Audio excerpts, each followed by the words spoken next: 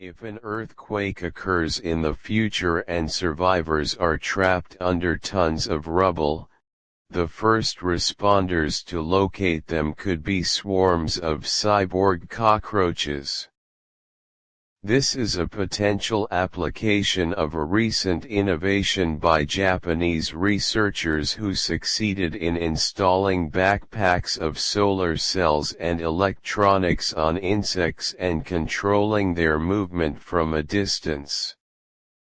Kenjiro Fukuda and his team at the Japanese research giant Riken's Thin Film Devices Laboratory have developed a flexible strip of solar cells 4 microns thick, about a quarter the width of a human hair, and can fit into an insect's abdomen.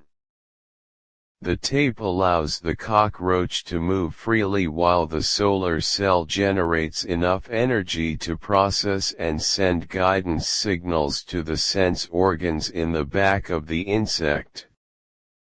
The work is based on previous insect control experiments at Nanyang Technological University in Singapore, and could one day produce cyborgs, which combine their natural biological makeup with advanced equipment installed in their bodies, and can enter dangerous areas more efficiently than robots.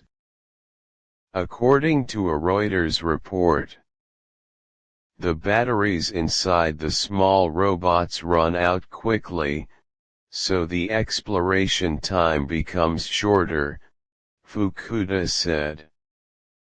The main advantage of a cyborg is that in terms of the insect's movement, it is moving on its own, so the electricity required is not as much.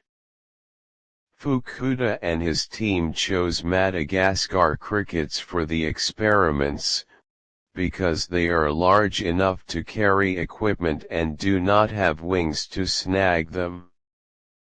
Even when the backpack and the solar cell are attached to their backs, insects can pass small obstacles or reposition themselves if they are overturned. There is still a long way to go for this research. In a recent demonstration, Riken researcher Yujiro Keiki used a specialized computer and Bluetooth wireless technology to command a cyborg cockroach to turn left, causing it to lunge in that direction.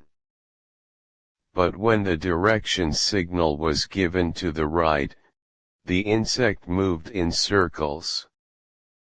The next challenge is to make the components smaller so that insects can move around more easily and to allow the installation of sensors and even cameras. Beyond disaster rescue insects, Fukuda sees wide applications.